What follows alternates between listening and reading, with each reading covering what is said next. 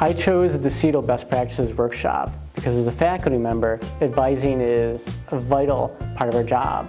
However, because we're not immersed in advising all day long, there's a lot of things we're missing. We sometimes have a more narrow view of advising than we should, just because we had these other responsibilities. The workshop was great because I didn't know what to expect. I had this view of advising, and I knew there were things outside of my view, but I didn't know what they were. And with the advising workshop, it could explain all those other things that are out there that we don't necessarily think about on a day-to-day basis.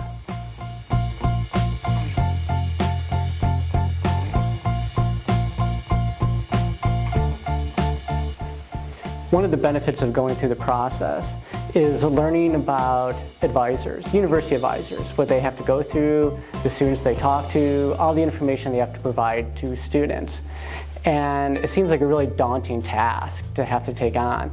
And just from our day-to-day faculty work, we don't get to see that side. So having advisors come in and explain their job, I think will make us better faculty advisors because we can provide the students with more information.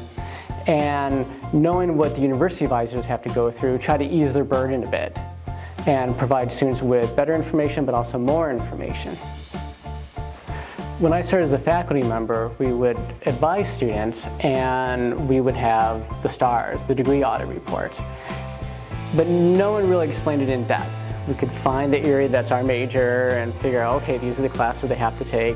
But there's so much information on the STAR. There's all these different codes and meanings that for someone who comes in with no, in a sense, cheat sheet, you want to just block that out and focus on those things that are kind of obvious. The workshop was really helpful because it broke it down. There were pictures that said, this code means this, and this other code means that. And that was really, really helpful because now when I look at a STAR, I can provide more specific information to the student. Things like the grades. There's different GPAs on there. Why are there different GPAs on there? Well, now it makes much more sense because in the workshop it was explained to us a GPA means this in this context and something else in another context. So the workshop was great for looking at all those different aspects that we kind of skim over because it's a little confusing for us. As faculty, we're used to having students come in with certain needs, but we don't necessarily get the rundown of all the different opportunities to provide them support. And with the workshop, there were people from different areas of the campus who could talk about students with certain physical needs, mental needs, and how we could help them, the different avenues, the different routes on campus to provide those students with support. And it was great because there was question and answer time, there was materials, we learned about who on campus we could contact in emergency, when was something an emergency, when was something just more of a routine event, still maybe want to check in, but not to be as rushed about it. So it was very helpful in terms of student support.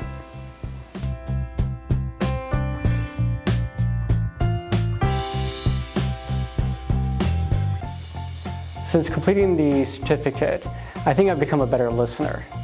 And as faculty, we kind of like to talk. We like to talk about those things that we've studied and we teach because we like to share that information. And I think that bleeds into advising a bit. We assume that students are coming to us for advice and we're supposed to talk a lot. And one thing I learned is to really listen first, be a better listener first. And that way, when I can talk much more pertinently, really about what the student needs. So listening has become a greater skill of mine from this process.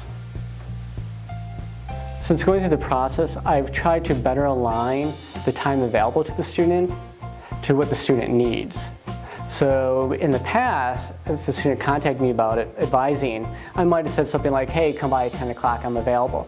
Now, I try to figure out what they need ahead of time. And they're not their whole life story, but enough information so that I know when they come in, what type of information do I need to provide them, but also how long.